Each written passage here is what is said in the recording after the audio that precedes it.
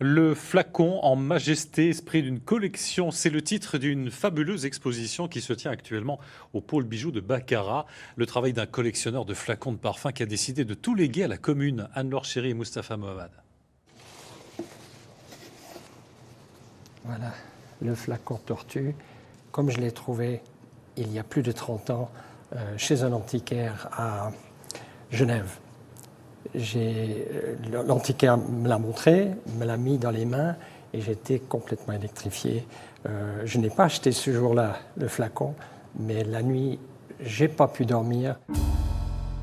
Un flacon de parfum en forme de tortue réclamé par Guerlain, qui trouvait que les travaux de sa boutique sur les Champs-Élysées étaient beaucoup trop lents. C'est lui qui a donné le virus à Georges Stam. Ce Hollandais amoureux des arts a passé 30 ans à les collectionner. Passionné par le travail des ouvriers des cristalleries, c'est à Baccarat qu'il a décidé de donner sa collection.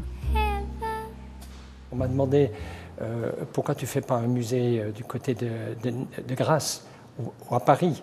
Alors Grasse, c'est plutôt le parfum, et ils ont déjà des musées. Je trouvais que c'était vraiment l'endroit idéal, c'est de pouvoir faire quelque chose ici, dans le Grand Est. Pour moi, c'est très facile de parler du Grand Est, parce que ça englobe Baccarat, mais ça englobe Nancy, Meisenthal, enfin toute cette route du cristal.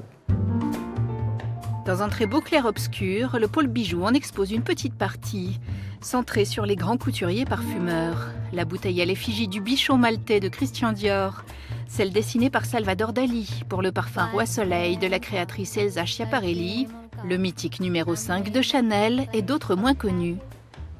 Paul Poiret, le premier couturier qui a libéré la femme du corset, et c'est également un homme qui a tout compris du marketing. Non seulement il habillait la femme, mais il la parfumait.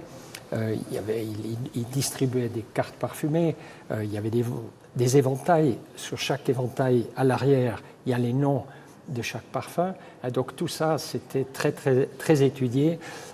Paul Poiret était un fou génial. Il sortait Aladdin. Il se voyait lui-même déjà en pacha dans les années 20.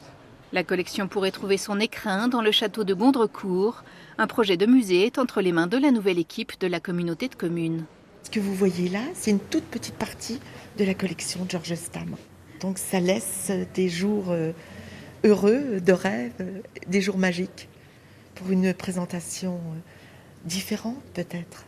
On me pose très souvent la question quel est ton flacon préféré? Alors je suis obligé de répondre, c'est la pièce que je n'ai pas encore. Georges Stam a même décidé de déménager à Baccarat pour être plus près de ses bébés.